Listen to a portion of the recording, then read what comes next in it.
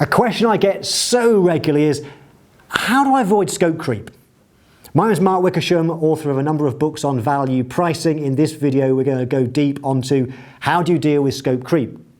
Starting off with, first, what is scope creep? Just so we're on the same page here. And what we mean by scope creep is you agree to do some work for a client. You perhaps agree the fee that you're going to charge. And then for whatever reason, as you work through the project, it ends up taking you longer than you thought and you end up not making a profit on it. Scope creep is essentially the job, the work taking longer than you expected. It's partly a pricing issue, it's partly a project management issue. I'm going to share with you a few thoughts today on how you deal with it. And the first one, number one, is you can never deal with scope creep until you've identified what causes it. And a good starting point is to identify that essentially there are four main types of scope creep. Number one is the unexpected problem.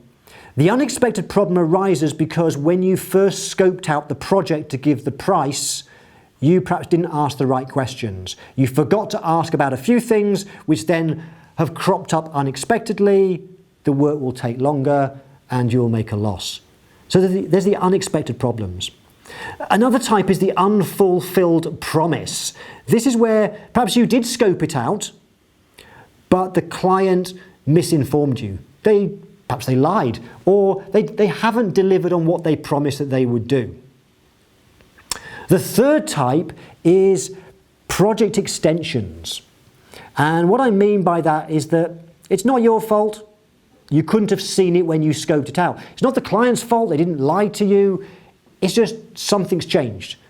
Usually, over the period of a project, the business perhaps grows. Perhaps you price bookkeeping work and 6 months later, the business has doubled in size and there's more transactions. Perhaps you price payroll. 6 months later, things are going well. They've hired more employees. That is the project extension. And the fourth type is separate projects. That's where you start some work. During the course of the project, the client asks you to do something else.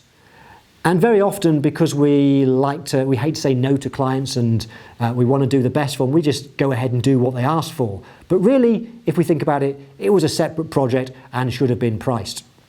So they're the four categories: the unexpected problem, the unfulfilled promise, project extensions, and separate projects. And what you need to do is make sure you think about using those four frameworks when that's happened. You want to make sure you know and spot the opportunities, because the problem with scope creep, it usually happens without us realizing until it's too late, until we come to, if you're keeping timesheets, you raise the bill and realize that suddenly the time's exploded, and then it's too late to do anything with it. So we have to identify what causes scope creep.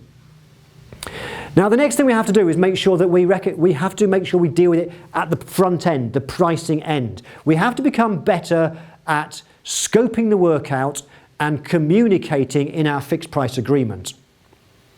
The next thing we have to do in the process is make sure that once the client's agreed to a project, we must become better at communicating internally with our team, so our team know for every project exactly what's included in the scope of work, but even more important, what's outside of scope.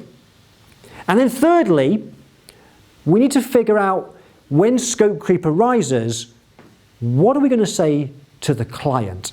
And that's where we need to create some scripts. Script out our answers so we know what to say in the right way so the client doesn't object. They see it as fair.